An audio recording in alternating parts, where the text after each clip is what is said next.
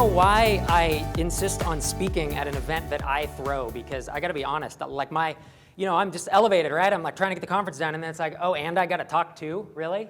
I should have just found someone to fill in for me. Maybe my wife, she'd probably do a good job of it.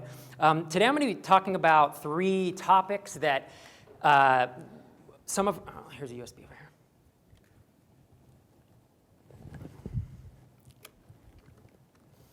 3 topics.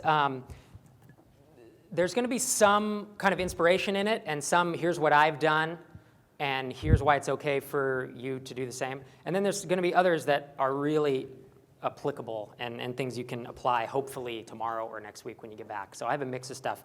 And I'm breaking it up into 3 acts, and we're going to have Q&A after each act, just a couple questions, because they're pretty disparate. And Heaton Shaw mentioned to me that, he's like, if you're talking about different things, you should really give people a chance to ask questions.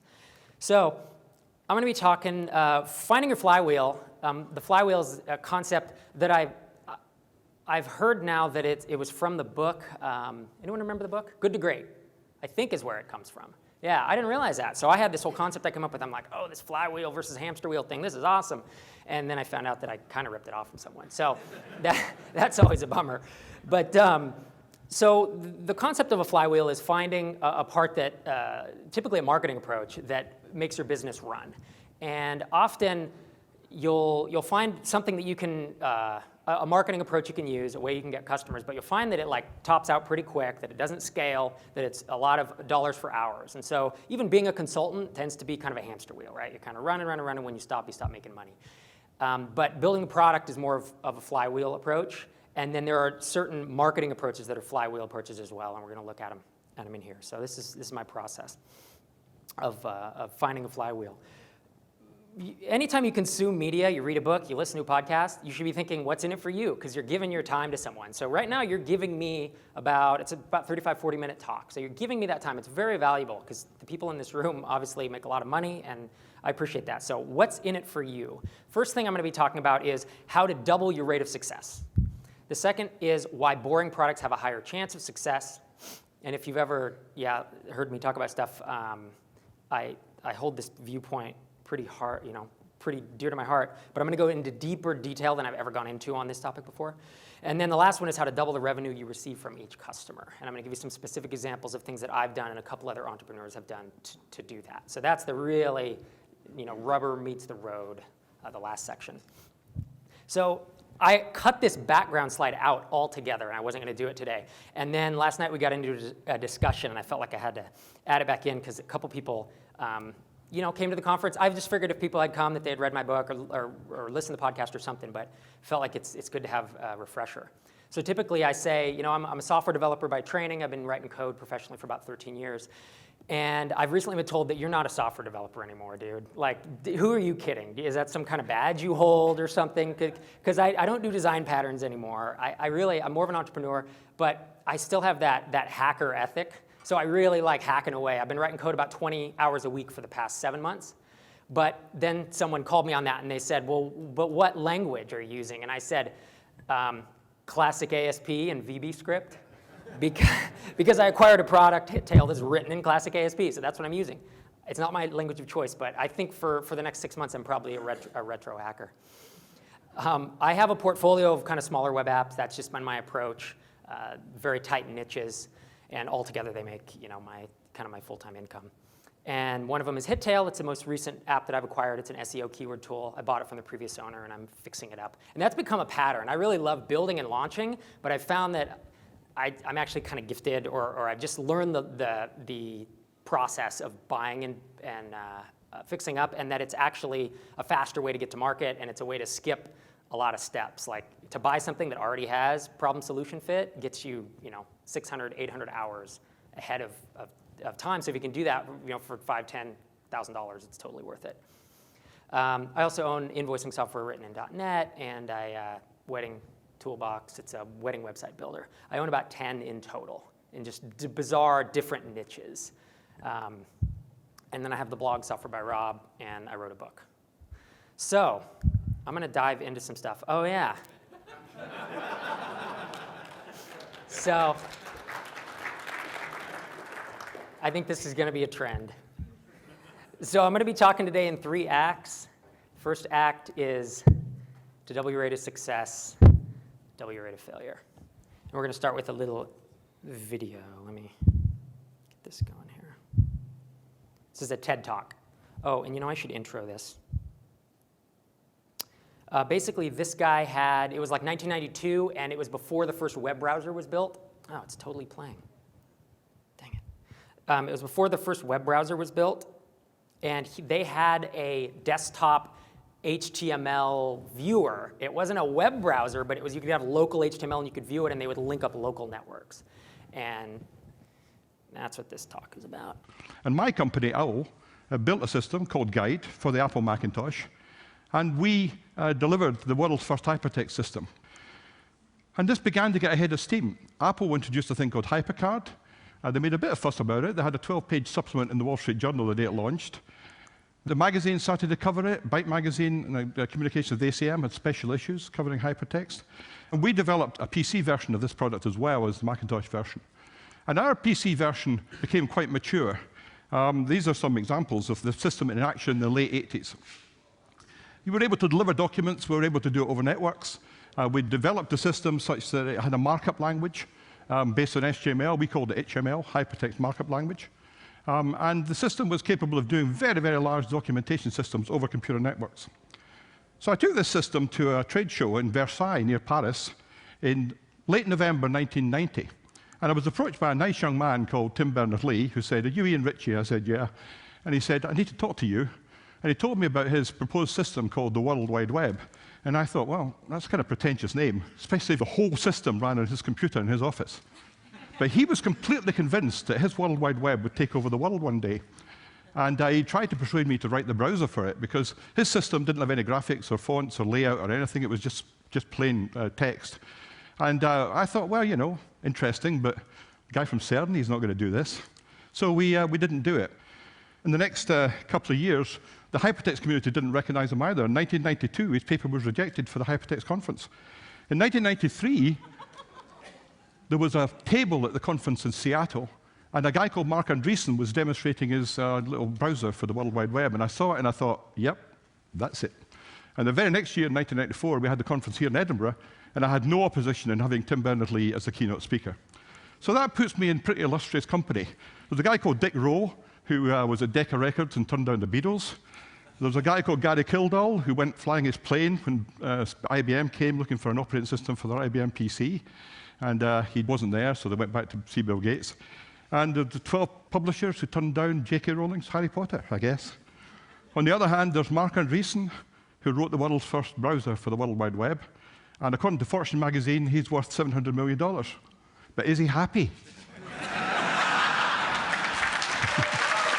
So it's a great talk. It's called The Day I Turned Down Tim Berners-Lee. I just had, snipped 2 minutes out of about 8 minutes. If you're interested, you should check it out. The reason I play that video is because obviously that could be construed as a failure, right? But this guy actually went on to do some pretty cool stuff after that. You can read up on him. And as I've thought back about what I talked about last year, and I had this string of all the ways that I've failed in the past 7, 8, 10 years. And then I went on Mixergy about a month or two ago, and when we were putting the timeline together, it was downright embarrassing. I started leaving failures out because I'm always saying you should fail and learn. And after about 6 or 7 in a row, I started to realize was I not learning? What was I doing here? So I wanted to talk instead of about all the stuff that maybe I've talked about before. I look back over the past 6 months and realized that I've had a string of basically failed attempts, but that I've gotten better at something, and it's about learning quickly.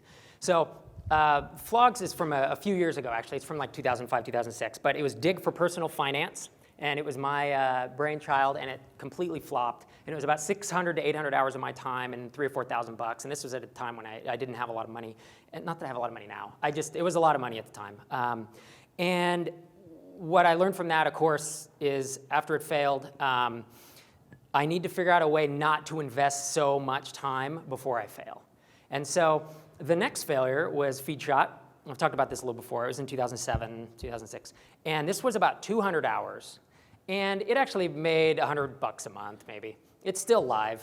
I don't own it technically anymore, although it still resides on my server, but someone else owns it.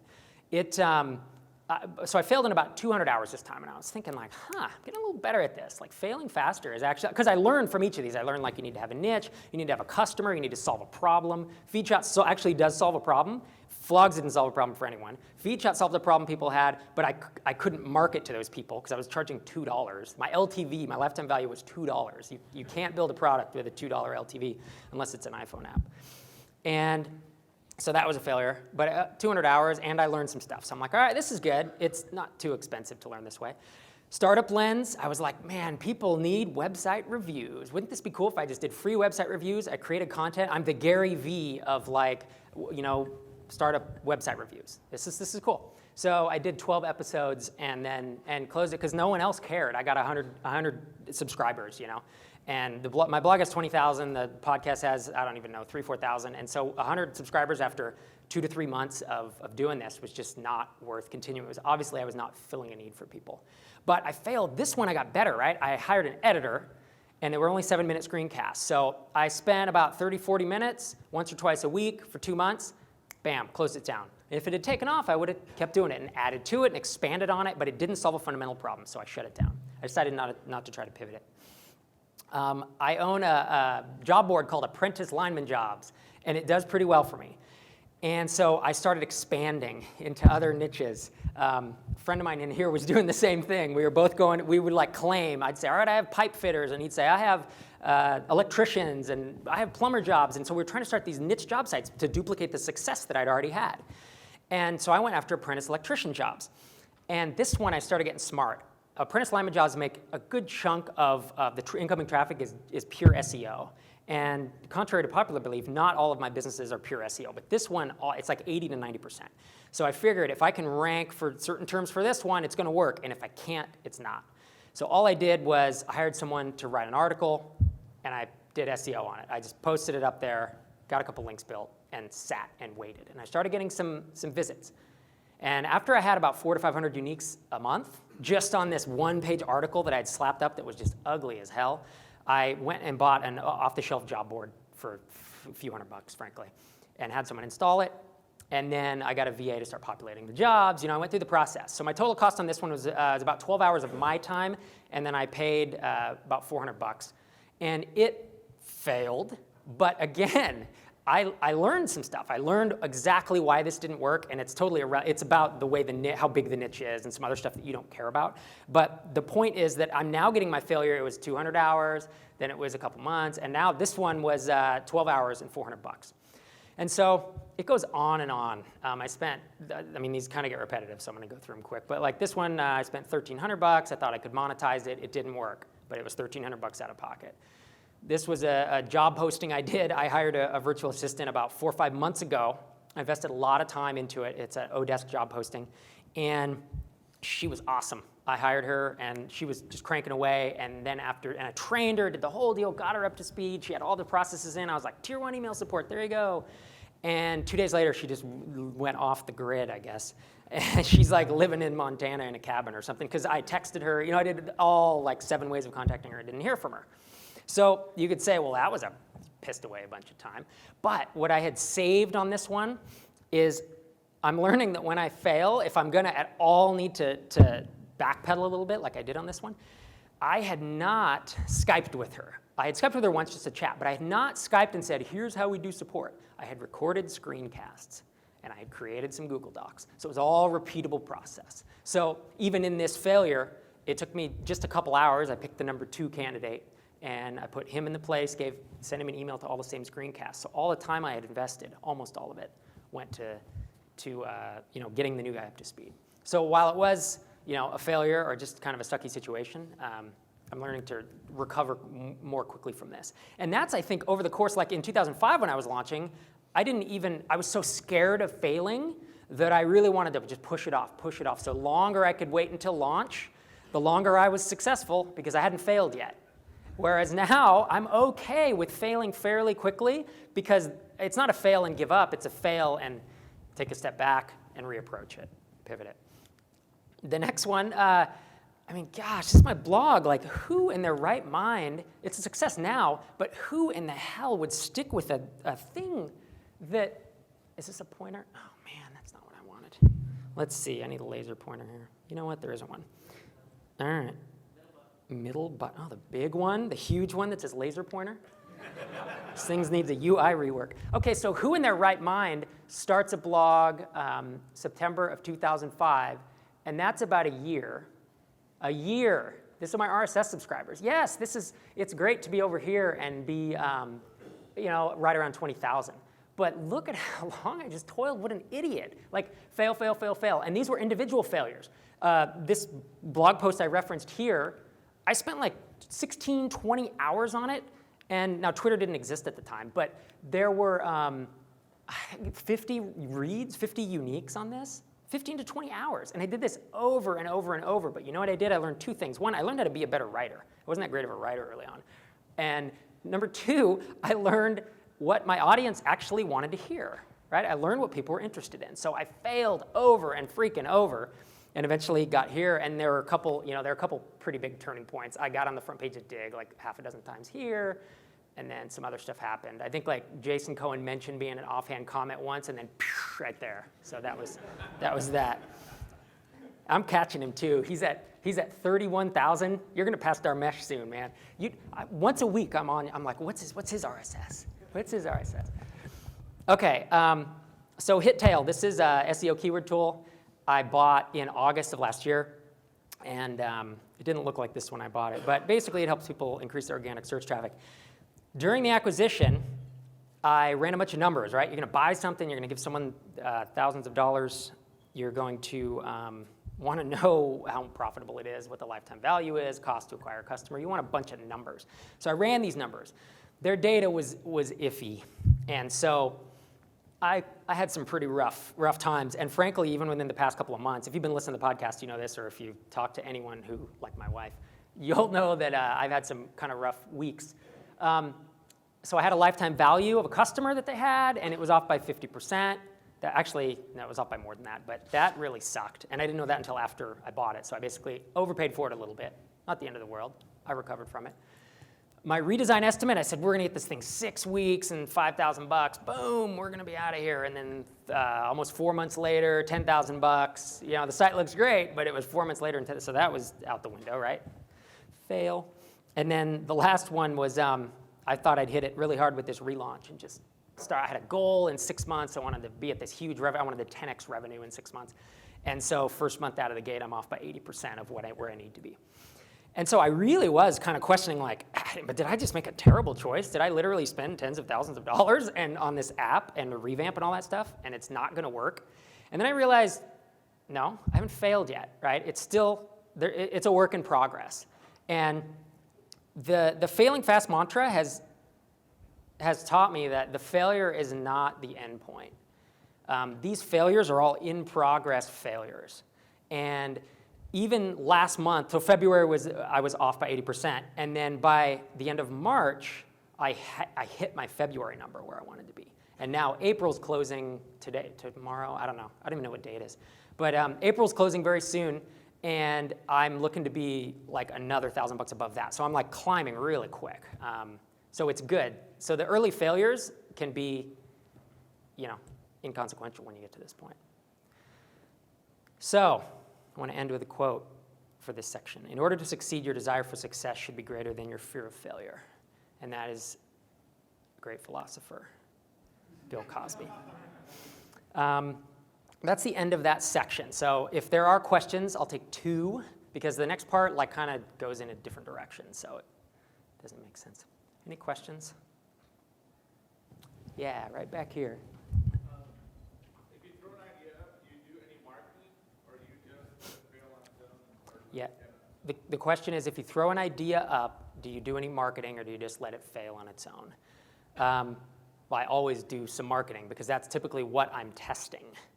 Now, there's customer development, which is where you're testing if the product's going to solve their problem, basically, if you can find a solution for it. That's a whole other deal, working individually with customers. But if I'm going to put something online, I'm going to be testing conversions. I'm going to be testing several marketing approaches, whether it's Facebook, pay-per-click, AdWords, even SEO, like I did with this. So yeah, there has to be some marketing, or else why do I even have the page online if no one's going to visit it?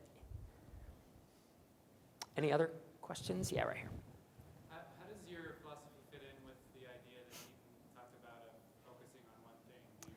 Yeah, so the question is, that's a good question. How does my philosophy fit in with what Heaton said about focusing on one thing?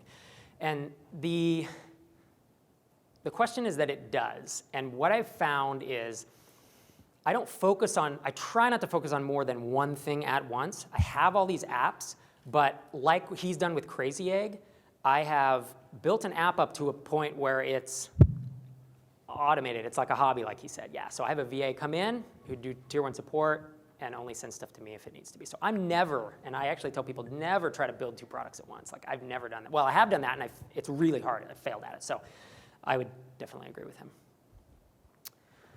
All right. Let's see.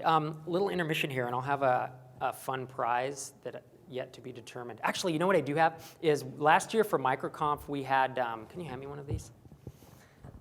Instead of our little USB things, we had these awesome, now I have a laser pointer. I have 2. So it's a laser, a laser pointer. All right. Now I have a laser. All right, ta-da. So a laser pointer, and it's a pen, and it says MicroConf, and it's a 2 gig USB drive. Heck yeah. And you know what? This is so retro cool because they aren't making these things anymore. These are 2011 MicroConf tchotchkes. And I'll put everything, I'll put my book in all formats, and I don't know anything else that I can give you. For the first person that can identify this, as long as you have not seen it before, if you're cheating if you've seen it. So, someone said pie. So I'm going to give hints. Nailed it. Was that Mr. Cohen? Who was it? Wow. He's like, no, you can. So it says MIT. Did you seriously just figure that out? Yeah. Rock and roll, man. So here. Awesome. Thank you. And there's nothing on it now, but come back to me. So yeah, it says MIT. And the cool part, if you could see this, it says established like 1861. That's a little bit of a hint. But so it's 3 separate equations. E equals mc squared. Einstein's theory of relativity, you solve for m. The square root of -1 is I, right? It's the imaginary number. And then PV equals nRT is the physics equation about pressure and volume and math and all that stuff. I had that shirt. My wife wouldn't let me bring it to Vegas. She said, no chance, pal. I like this shirt, though. Okay, so Act 2, I'm going to be talking about the 4 tiers of customer need, or why boring products have a higher chance of success. I'm starting on my 2nd book, and I've come across this paradigm, and it's this concept of having 4 separate tiers of how badly a customer needs your product or needs a product you're going to build. And it's trying to classify how you're able to market to them is what it is. And it goes across 3 axes. And the questions are, is your product sold on value? And that means, does it save someone money, make them money? Save them time, make them time. Save them money, make them money. So something like invoicing software can save them time, so it makes them money. Something like Hittail, SEO, it'll bring you more traffic, better marketing, more money. Whereas something like Facebook, it's not sold on value. It's not a bad thing, it's just, is the value there or not? The second one is whether the need is obvious to someone. So when I tell people, hey, you track time, do you need time tracking software? You should go check out Amy Hoy's Freckle time tracking software. That's a pretty obvious need. Like, that it's going to track your time. Whereas if I say, do you need a digital document management system that does X, Y, and Z and all types of fancy stuff, people can get confused and not even realize that they have this need because it's so complex. So this is typically the realm of enterprise software where there's no obvious need. And then the last axis is where, there is a need, it's just not obvious to people, yeah. No, I like enterprise software. Actively, and then whether people are actively looking for it. Are they actively coming out and looking for it in generic terms, whether it's in Google or whether it's in the App Store or something? And so 4 tiers are going to cut across these 3 things. So the first tier, which I've called tier 4 for some odd reason, is entertainment. Entertainment stuff is games, Facebook. They're not sold on value. They don't need to be, right? They're for hobby stuff. The need is not obvious for your specific app. If you launched a game and you called it, Rob's Cool Where's My Water app, there's no obvious need for that person to come buy that app. And then people are not actively looking for it. No one's going to, if I launch Rob's Where's My Water Cool app, no one's going to go search for that app. So the sales process is entirely different. than as you get to higher levels of need. Tier 3, I'm struggling naming this, and the naming's probably going to change. I used to call this enterprise, but it's not limited to enterprise. So I'm calling it complex/new right now. Is this sold on value? Well, yes. Like if you think of enterprise software, it is sold on value. It saves money or makes money. I mean, that's why a company would buy it. But the need is not obvious because it's so complex or it's so new that's when you get involved with like high-touch sales, and you have an in-person sales force. And people are not actually looking for it as a result because they don't even know what it is or how to find it. Then tier 2 is vitamin. And this is where it is sold on value. The need is obvious, like, hey, time tracking software. But maybe, imagine a world where there were no people searching for time tracking software on Google, in the iPhone App Store, in these other areas. Then the answer would be no, and time tracking software would be a vitamin. And then the last one is aspirin. And this is the one, it is sold on value, right? It's like, you need it. The need is obvious. And people are actively typing into some type of search mechanism, or they're out looking for it, and they're going to bang your door down to get this thing, okay? I want to be clear here. This is not, I have gone tier 4 to tier 1. I'm not trying to say that, tier 1 is the best. It's not necessarily. It's just, it tends to be an easier, you tend to have more incoming traffic. You can do a lot more inbound marketing than you have to do outbound. And so my experience, my expertise is in these 2 areas. I'm going to focus most on these. I know there are single founders who have done enterprise software and been very successful at it, but I just don't have enough experience in that area to talk about it. So I'm going to talk about 1 and 2 here over the next couple minutes. And to give you more concrete examples, so this makes sense, tier 2 was vitamin, right? So it's like they know they need it. It's sold on value, but they're not searching for it. And so that's something like AppSumo. Right? Is it sold on value? Well, yes, because it saves you money. And do people know they need it? Well, yeah. As soon as Daily deals for web geeks. Like as soon as I heard that, I was like, well, yeah, of course, that's cool. I totally need that. Like I didn't need a long sales pitch. It was like 1 sentence. But I never searched Google for that. I never searched anywhere for that. Like it had to come to me, right? So it's a vitamin. And the other one is just another random example. A friend of mine has an app that's salon management software. Sold on value, provides value to them. It's pretty quick if they own a salon that they know that they need it. But there's just a tiny, tiny trickle of traffic on it. So it's really hard to do total inbound marketing that he's doing. So aspirin tiers, there's a zillion of these, right? Even Apprentice lineman jobs, my site is. Since today gets so much SEO traffic, it's an aspirin thing. But invoicing software is similar, time tracking software, kind of anything that people are commonly typing generic terms into search tools. So really the only difference between this tier 1 and tier 2 is whether someone's searching for it, right? They're the same thing other than that. And what's on this slide? Oh yeah, that's the thing. So if you can build a tier 1 business, that's awesome. The thing is, there's a couple drawbacks. Well, there's one positive thing, that fulfilling demand really is easier than creating it, right? Than educating. It requires in-person sales or phone sales or any of that type of stuff. It's going to increase your cost to acquire a customer. That's your tier 2. So it'd be great. Well, why don't we all go after tier 1 businesses? Well, the problem is A, there aren't that many. Like there aren't an infinite number. There's only so many keywords to go around in all of these different engines I'm going to look at in a second. And it's not just Google, contrary to popular belief, but there are only so many to go around. And in addition, they tend to plateau at a certain point. There are only so many monthly searches in any given engine. So an aspirin business at a certain point does just peak and then it flatlines. And if you do want to grow it, you are going to have to start resorting to some outbound like vitamin techniques. Okay, so I've done this presentation a couple times, and I had several people say, well, besides Google, in the Q&A, it's like, well, you've said Google like 4 times. What else is there? If there's no keywords for it in Google, where can I put my stuff? And so I sat down for about 3 minutes, and I carved out 10 of them off the top of my head, so I know there are others. But Google's the obvious one. You go to the keyword tool, you figure out some keywords people are searching for, and it's a pretty cool inbound traffic stream.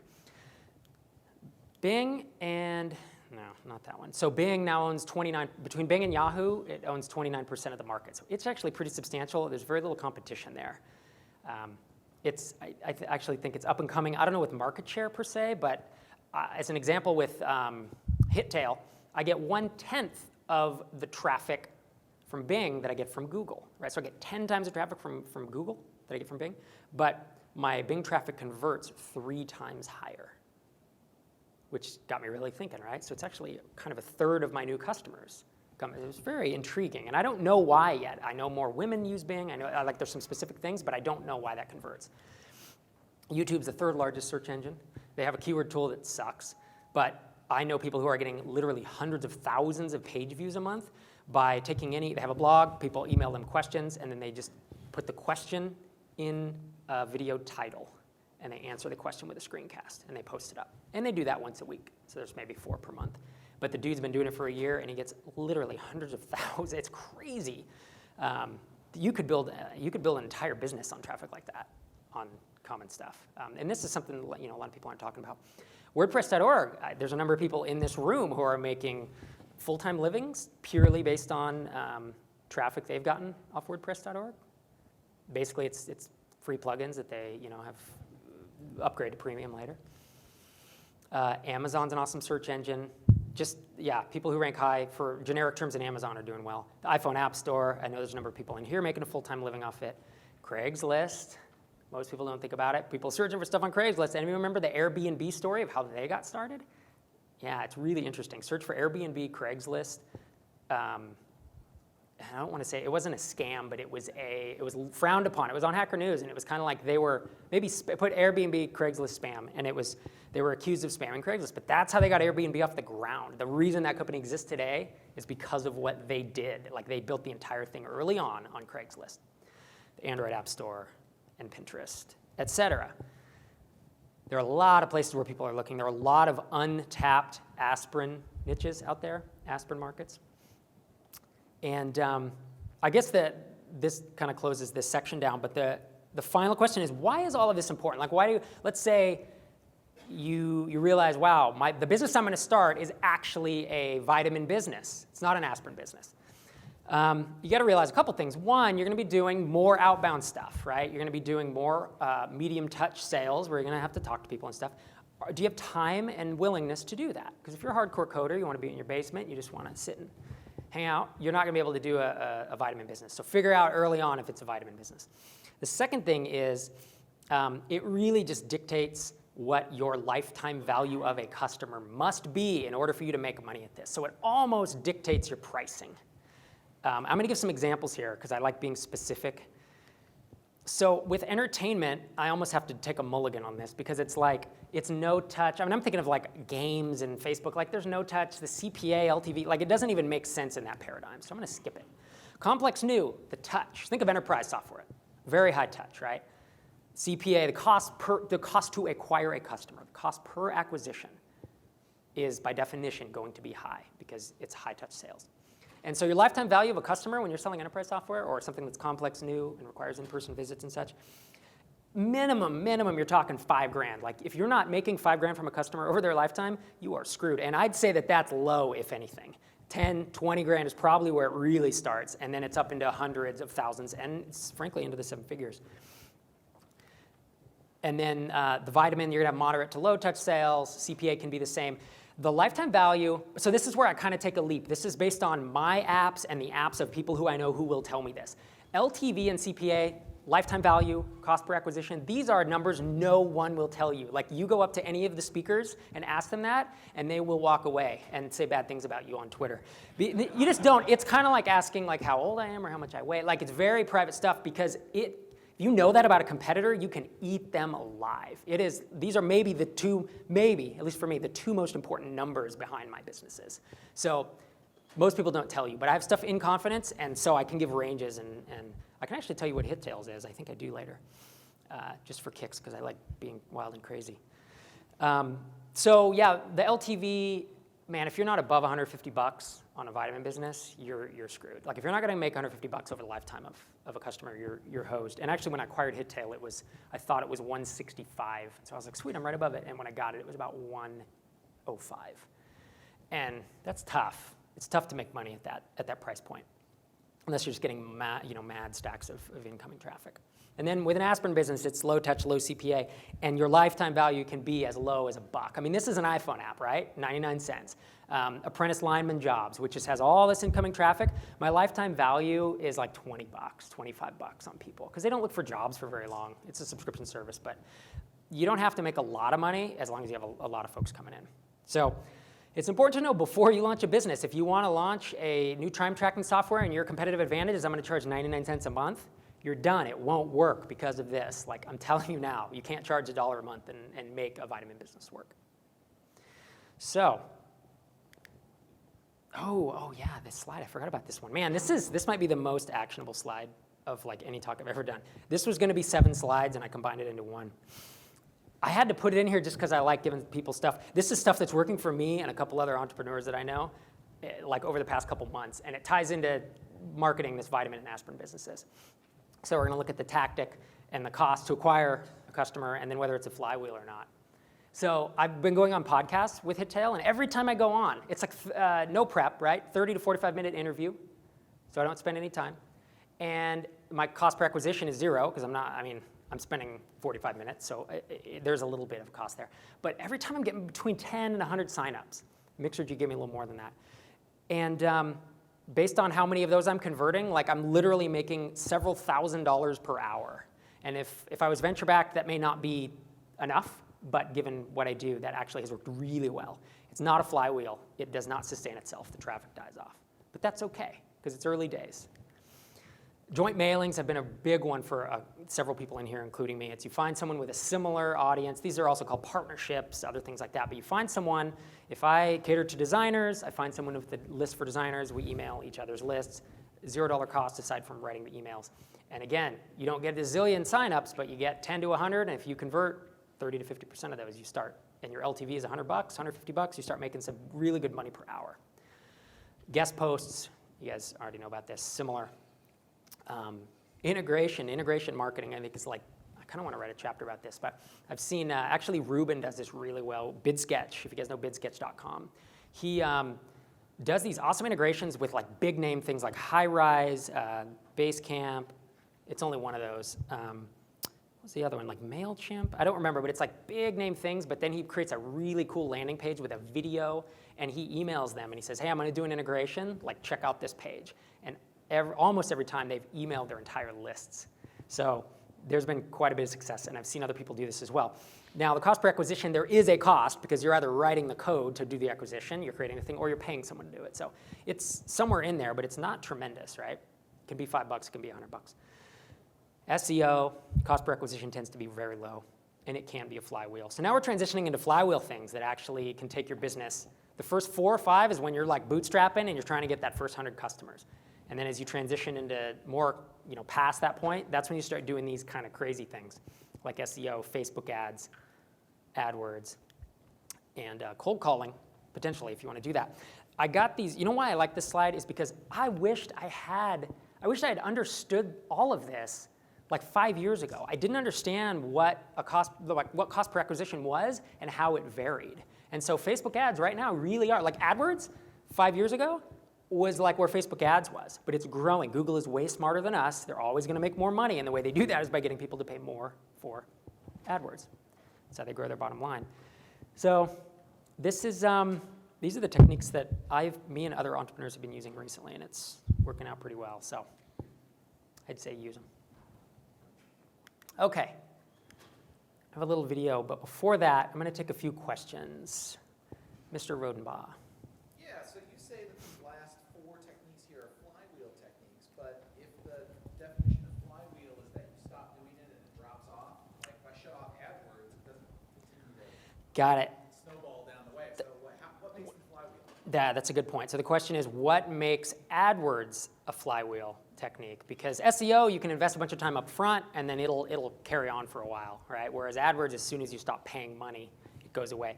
I was using flywheel here to mean scales is what I was using it. Maybe I'll change that headline. Probably need to define flywheel a little more concrete. I do feel it's a way to scale your business. Can you scale a business on this marketing approach? So if we go back here, we could say, can you grow a $10,000, $20,000, $30,000 a month, $50,000, $100,000 a month business going on podcasts? No, there's just not enough big of an audience. Joint mailings, guest put, these are not infinitely scalable. These are scalable. So that's what I was saying when I was saying, are they a flywheel? But you bring up a good point in that last year, I think I defined flywheel more as something that you invested time in and then let go, and it kept moving. So, good point. fix that in my book. Yeah, that's why I do these things, right? Failure. Should I put a fail on this slide? All right. Only if you don't fix it. Yeah, exactly. Any other questions? Wow. So did I confuse everyone, or did it just make sense? Does everyone's like, I already knew all that crap. Say something I don't know. All right, so this is the intermission. I love this guy. Louis C.K. It's about a 2-minute thing. I'm going to play it. He went on Conan, and I'm trying to think if I need to intro it. You can find that on YouTube. It's like a 4 or 5 minute clip, but I edited it down. The reason I like this is because Louis C.K. is a comedian, and he has done an awesome entrepreneurial experiment where he, instead of going to, he was going to go like with Columbia or someone to do, Columbia Pictures to do a DVD, and they were going to charge $20 for his comedy DVD, and instead he paid $250,000 out of pocket, and he hired people to follow him around with cameras at his shows, and they filmed it, and he put out his own DVD, but he didn't put out a DVD. He put out a $5 digital download with no DRM. And he just launched it to his blog, and people picked it up. And within a week or 10 days, he had sold $1 million of this thing. And he has an audience. It's not like he's some nobody. But the dude just totally stepped up, right? And he wound up he paid quarter million to get it produced, and then he gave $250,000 to charity, and then he gave $250,000 to the crew and everybody who helped him do it, and then he kept the $250,000, and he said, I'm gonna, what do you say? Oh, I'm gonna do like despicable things with this, and you have no right to know what it is, because he's a comedian, so he's being funny. But the cool part is what is the cool part? Oh, the cool part is he like stepped up and did the right thing, right? And that he was rewarded for it and made mad stacks of cash. And so the dude's funny, but like, I love seeing people like buck the industry trends, and not do DRM and all that stuff. So, and I have Louis C.K. in there because I'm not funny, so he needs to be funny for me. So there's at least one laugh during my talks. That's my goal. Okay, so yeah, a little stretch. This is the last section, Act 3. We got a question? Yeah, about Louis C.K., huh? So actually, I was referring to the slides earlier. Yeah. The cost per acquisition. Yes. How exactly calculate that? Really? No. Like, how did I calculate it on the slide, or how do you calculate it in general? Oh, got it. Okay, because I was like, these are like estimates, right? Like, you calculate cost per acquisition by, that was actually another segment of my talk that I cut because of time. It was all about CPA and how you do it. But basically, let's say you put a Facebook ad up and it's 20 cents a click, and every 100 people that come from it, you get one new customer. Then it's just a simple multiplication. 20 cents a click times 100 is $20. Now, getting Facebook ads down to, 10 might be a little low. There's I have gotten 15-cent clicks in the past 4 or 5 months with using some special techniques. But yeah, if you just kind of put it in there, you're going to get about $80 to $100 CPA if you close at 1%. If you close 1% of the people who arrive through there, you're going to get about $80 to $100 CPA. So that's it. All right. Last section here. It's about lifetime value, and what I'm going to cover here is this is an actionable part. I'll put it that way. And whether you have a SaaS app or whether you have a one-time sale app, I'm going to provide at the end. First, I'm going to define lifetime value and show you how to calculate it, and then say like, here is how I've been improving it, and here's how some other entrepreneurs I work with have been improving it and increasing the lifetime value they receive. So, lifetime value of a customer, what is it? It is the total profit that you receive from that person over the whole lifetime that they're hanging out buying stuff from you. And they are a person. Like, I'm going to talk about metrics here, but like customer, I know like a lot of my customers, some of them personally. And it's not just about metrics, but this section, is.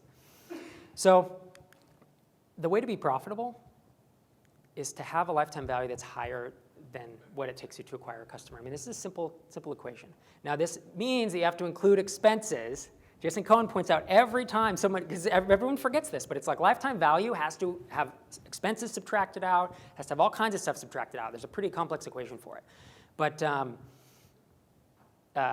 in order to be profitable, you need a lifetime value that's higher than a cost per acquisition.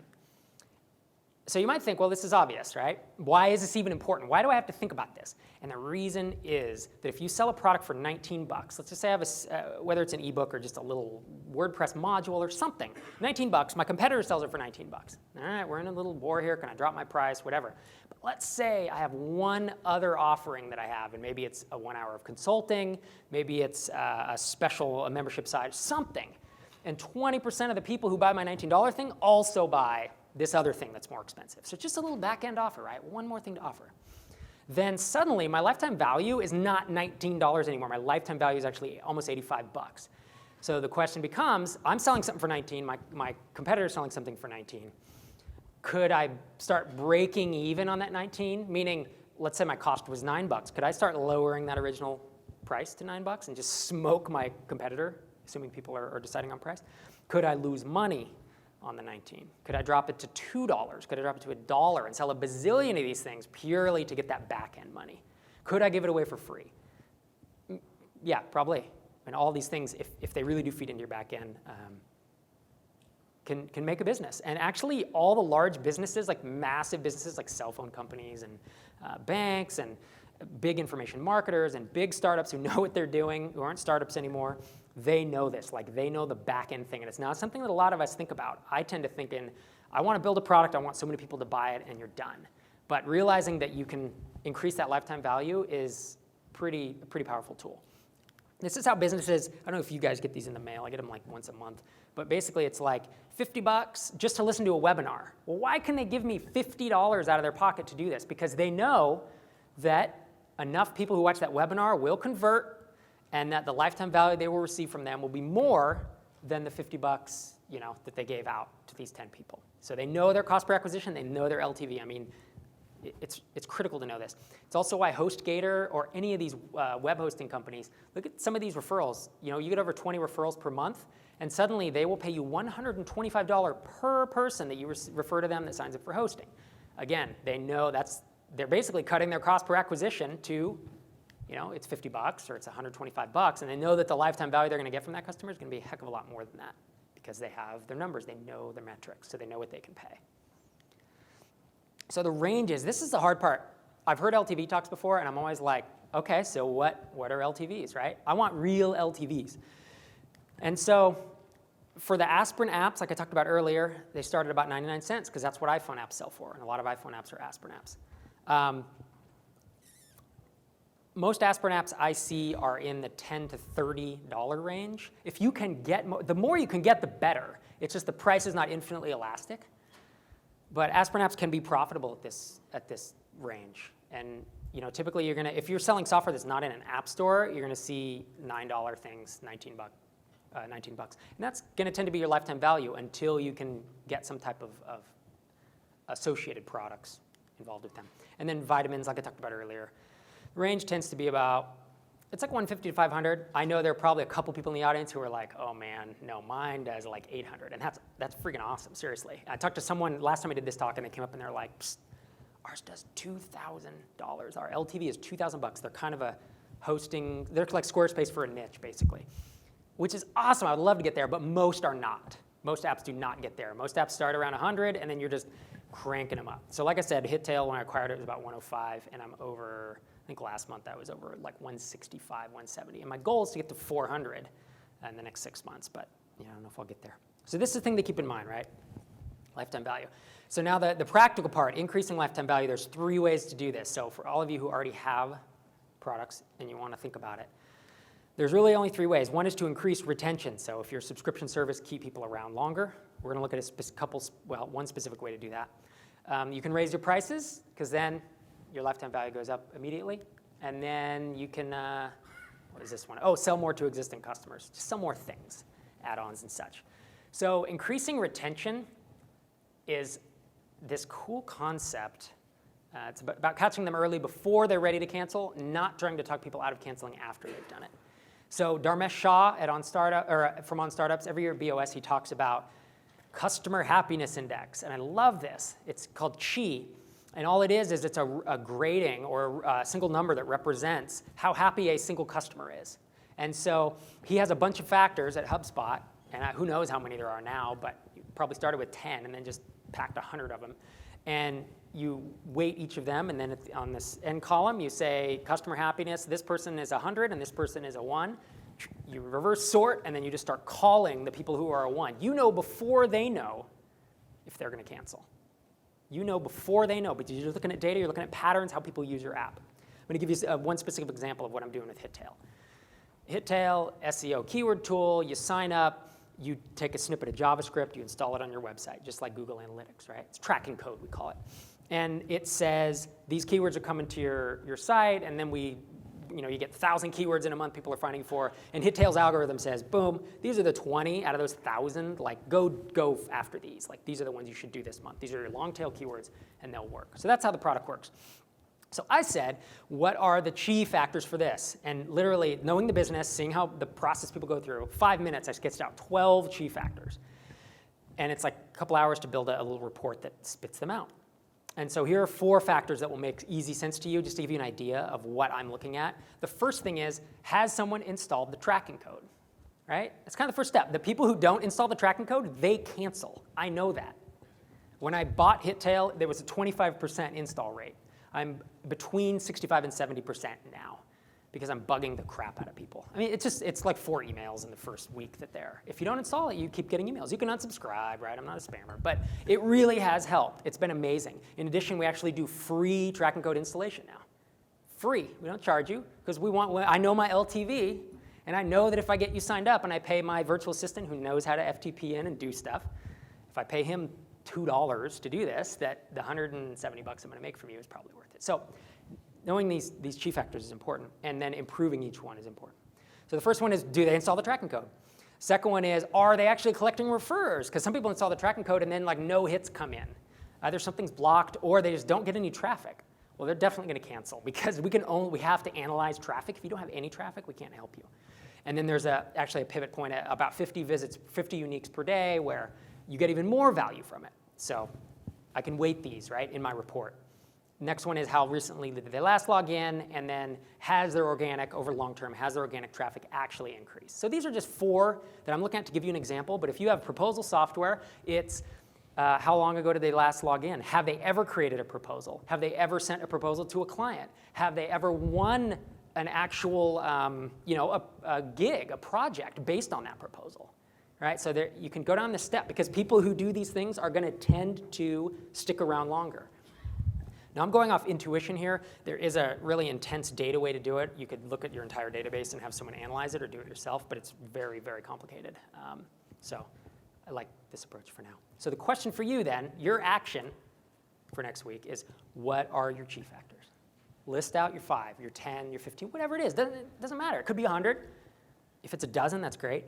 And then if you're a coder, seriously, 4 hours tops, boom, boom, boom, some SQL queries, slap it in the jQuery grid, weight them all evenly to start with. You're going to learn to tweak them. You know your business. And reverse sort on that number on the end and be like, this guy's going to cancel. And pretty soon you'll figure out, you'll start and you'll say, that guy wasn't actually going to cancel. Like, we screwed up. So how do we reweight the thing? But thinking about this is important. So that was the first way. It was just retaining customers, right? How to increase your lifetime value, retaining them longer. Second way is to increase pricing. And there's 2 approaches to this. You can just do a wholesale increase, or you can actually restructure your pricing. And I'm going to give you specific examples of how I've seen both done. When I first acquired .NET Invoice, it was $98 one-time fee. People download it, put it on their web server. It's $98. And actually, gosh, this was 2005, I think 2006, and I talked to Mike Tabor. We were like just getting to know each other, and he's like, quadruple that price, dude. It should be $400. Well, I didn't have the balls to do that, but I did put it to $295. And I sold the exact same number of copies the next month, and the next month, and the next month. It was total wing. I mean, I was only selling a handful of copies a month, but I tripled my revenue because no one noticed. It was new customers coming in. And so, in essence, I tripled my LTV right away. Was it luck? Maybe. If no one had bought, though, I would have gone to $195, and then I would have gone to $149. Like, I would have figured it out, right? I was going to make my own luck. I was not going to leave that thing at $98. So this is an interesting approach. It's just a wholesale increase. The second way I've seen it, BidSketch. I'm going to use him as an example again. He does proposal software for consulting firms and designers and stuff. And he had a $9 plan, $19 plan, SaaS app. And he realized that there were like big consulting firms, 15, 20 people, $1 million more in revenue, and they were using his $19 plan. And he's like, oh my gosh, come on. So he reworked his pricing, and he kind of doubled it, right? So the 9 goes to 19, 19 goes to 29, and he added an agency plan. And it's still early, and I actually should have talked to you, Ruben, right before this, but he restructured it, and it's based on the value they receive. He actually restructured what they get. He didn't just double all the plans, but it's like you get a certain amount of logins, and he did research to figure out where that sweet spot was. And his LTV is up 100% or more at this point. So that's like a crazy thing, right? He has no new traffic. He didn't increase conversion rates. He didn't, nothing else happened. He just doubled his LTV of all his customers. It's nuts, of all new customers. He grandfathered everyone else in. And then I did the same thing with HitTail. I bought it last August. They had a weird pricing plan that was fixed, $10 and $30. It's almost too confusing to go into, but it just wasn't very good. It wasn't tiered. When you imagine HitTail, you get a lot more value. You get more value when you have more visits. If you have 10,000 uniques in a month, we can give you some value. You have 20,000, we give you a little more value. You have 100,000, we give you a hell of a lot more value. So you should essentially be paying just a tiered graduated scale. So that's what I did. And I winged it. I didn't do nearly as much research as Ruben did, but I winged it. And I just added some tiers, and I made one tier the best, and all this other stuff. And again, so far, this is one of the big ways that I increased that LTV, and that was how I got it up 50%. So the questions for you to think about: are you underpriced, period? Do you need to do a wholesale price increase, and what will that do to your sales? And does your price increase with the value a customer receives from your app? Because if you have huge agencies using your app and you have tiny little one-person shops and they're paying the same amount, you have a problem. You are not, getting the most value out of that equation.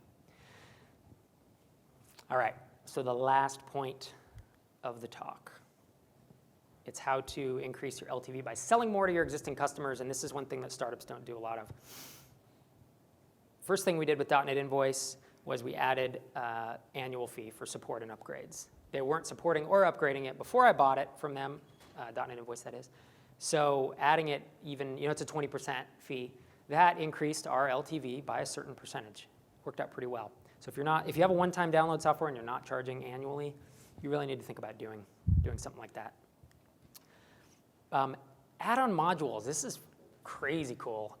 I've seen SaaS apps doing this recently where they do have additional things that not a lot of people use. Maybe some extra credit card processing, maybe some extra digital signature something or other, some type of feature that only a segment uses, but they're willing to pay for it. And you can do it in one of two ways. You can either just add, only have that in the agency plan, so you make people pay more, or you can kind of sell it as a separate $10 add-on per month or something. With .NET Invoice, we did this. We integrated with QuickBooks. It's a totally separate thing. So .NET Invoice sells for $329, and our QuickBooks integration is $99. Not integration, it's the app, the module that integrates with it, which is nice. And we've sold, a lot of these. And not only that, not only have we sold a lot, but we have increased sales of the core product because people are now coming in and saying, oh, and it integrates with QuickBooks? So we've really not only increased LTV, but we've actually increased sales. And then the last approach to this is to add services. So not add on modules, but actually add services. And originally I was going to do this with HitTail, and I was going to add the tracking code install for $20 or $10 or something. And then I realized, no, that's stupid. But what I am going to do with HitTail, and it's in the works now, is offer one-click articles. So it's an extra service, right? You get a keyword suggestion, and you can just click, and in 2 days you come back and you have a blog post written by, an article writer. So that's an added service. Now, it happens to scale well because there's a company we're using that does it really well. But some of your services may not scale infinitely. But that's okay, because it'll probably be worth it. So the other example is Raven SEO Tools does the same thing. They just do add-on articles, SEO suggestions, that kind of stuff. So the question for you in terms of all these three is, what else can you offer your customers that they have been asking for that you're kind of like, well, that's pretty hard to do? Well, if it's hard to do, it probably has a lot of value to them. And so they may be able to pay for it. And so the first question when someone asks for something is like, yeah, I like that idea. You're the only person that needs it, not a big demand. Would you be interested in paying more for it? You got to walk a fine line there, but what else can you offer your customers? So that's it for me. I'm going to take questions now. And actually, before I take questions, I have one favor to ask. I have a book, and I sold 7,500 copies of it, and I only have 27 reviews, and I know a bunch of people in here have read it. At some point in the next day, if you could go to Amazon and just review it, if you've read it, I'd totally appreciate that. Because there are people who've sold like 1/10 of my copies, the number of copies I have, and they have 100 reviews, and I don't know why that is. So that would be really cool. And now I'll take questions. All right, yeah, you want to run around with the mic? Sure. Mike will run around with the mic. I just wanted to share a quick story on pricing. When I first launched my product, I had priced it and didn't sell a single copy about 4 weeks in, and then I doubled the price and saw my first sale that day. So you can price so low that people see no value just by your price. They infer a lot from it, and it's important to not do that type of thing as well. Yeah, and pricing is tricky. I mean, we could do a number of talks. I mean, there are entire books written on it. Like, it's very complex, but there are ways to toy around with it and to experiment and to fail quickly and get to where, you know, you're making a pretty good call on it. So, nice job. That's cool. When calculating LTV, if you had an existing product, like with Hittail, you had a lot of existing data that you could use to, you know, make some of those calculations. Yep. What do you recommend, and what kind of assumptions can you use if you have a SaaS service and you don't necessarily know yet what the churn rate's going to be and Right. how many months, or what can you do in that regard? Yeah. Is your app live at all? Do you have any customers?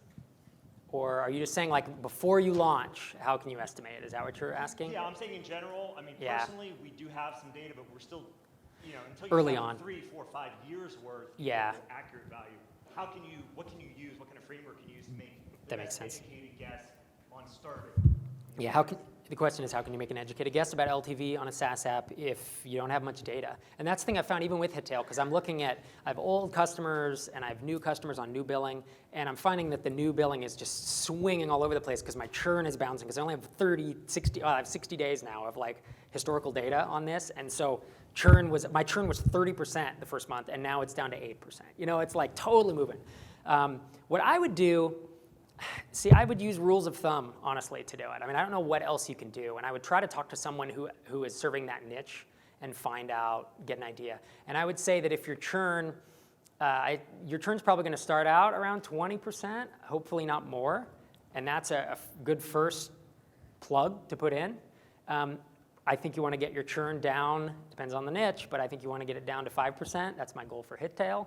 5 to 10% is okay if you're a smaller SaaS. Large, like enterprise SaaS, the big guys, Salesforce and those guys, their churn is 20% per year, so it's like less than 2% per month.